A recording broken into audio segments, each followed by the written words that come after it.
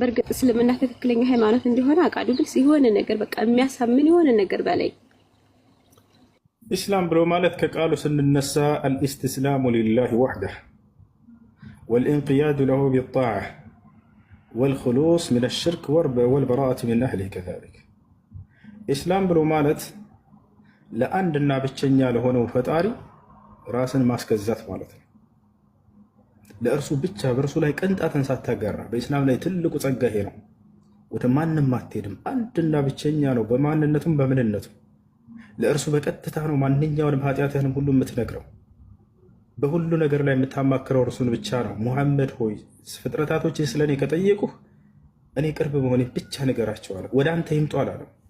አንተን ካለመኑ በአንተ በኩል ካልሆነ አልቀበልም። በሸሆች በአገለመሌ ምናምን ላ በመልአክ ምናምን አይሰማም።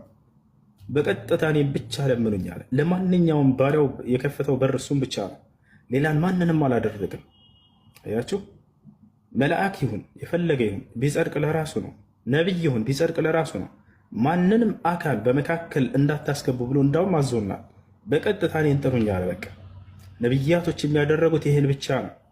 ነቢያቶችም ወደዚያ ወደ አንድ አምላክ ብቻ ነበር አምልኮን የሚሰሩት። ህዝቦቻቸውን የሚያዘዙት በዚህ ነው። ውድዑኒ አስተጅብ ለኩም ይላል አላህ። እኔን ብቻ በቀጥታ ለምኑኝ እኔ እቀበላቸዋለሁኝ አለ። ወኢዛ ሰአለከ ዒባዲ ዐኒ ፈኢኒ ቀሪብ ኡጂቡ ደዕወተ ዳዒ ኢዛ ደዓን ፈልየስተጂቡ ሊ ወሊዩእሚኑ ቢ ለዓለሁም የርሽዱን ይላል። ሙሐመድ ሆይ ባሪያዎቼ ስለ እኔ ከጠየቁ እኔ ቅርብ መሆኔን ብቻ ነገራቸዋል። በቀጥታ ከኔ ጋር ብቻ ግንኙነት ያድርገዋል። አንደኛ ይሄ ነው። ኢስላም ማለት ይሄ ነው። እርሱን በብቸኝነት መገዛት፣ በእርሱ ላይ ቅንጣትን ሳታጋራ አምላክ በነቢያት በኩል ያዘዘህን ትእዛዛት መፈጸም ነው።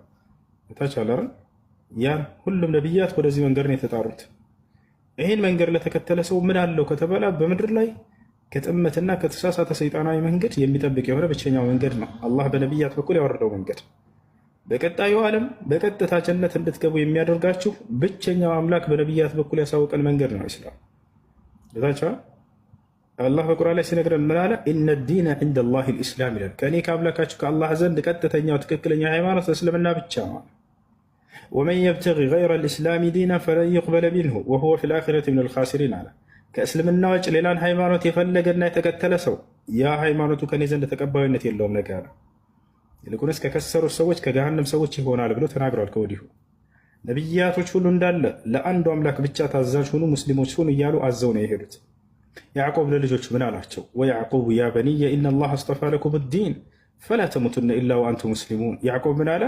ልጆቼ ሆይ አላቸው። 11 ልጆች ነበሩት። አደራ አምላካቸው አላህ አንድ ሃይማኖትን ብቻ ነው የመረጠላችሁ ሙስሊሞች ሁናችሁ እንጂ እንዳትሞቱ አላቸውም ይላል። ልጆች ውስጥ ምን አሉ? ሙስሊሞች ነን ብለው ተናገሩ። አም ኩንቱም ሹሃዳአ ኢዝ ሐደረ ያዕቁብ አልመውት ኢዝ ቃለ ሊበኒህ ማ ተዕቡዱነ ሚን ባዕዲ ቃሉ ነዕቡዱ ኢላሀከ ወኢላሀ አባኢከ ኢብራሂመ ወኢስሐቀ ወያዕቁብ ኢላሃ ዋሒደን ወነሕኑ ለሁ ሙስሊሙን።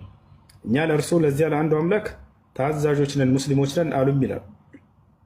እና ይህ ነው የነቢያት መንገድ ማለት ይሄ ነው። በቀጣዩ ዓለም ጀነት እንደሚያስገባቸው ሙስሊሞችን አላህ ሱብሓነሁ ወተዓላ ቃል በቃል ተናግሯል። አለዚነ አመኑ ቢአያቲና ወካኑ ሙስሊሚን ኡድኹሉል ጀና፣ እነዚያ ሙስሊም የሆኑትንም ገነትን ግቡላችኋለሁኝ ይላል። ነቢያችን ሰለላሁ ዐለይሂ ወሰለም በሐዲስ ላይ ቃል ይገባሉ። ምን አሉ? አልጀነቱ ላ የድኹሉሃ ኢላ ነፍሱ ሙስሊም አሉ። ገነትን ሙስሊም ነፍስ እንጂ ሌላ ማንም ነፍስ አይገባባትም ብለው ተናገሩ። በቁርአን ላይ አላህ ሱብሓነሁ ወተዓላ በጣም በርካታ ቦታ ላይ ይናገራል።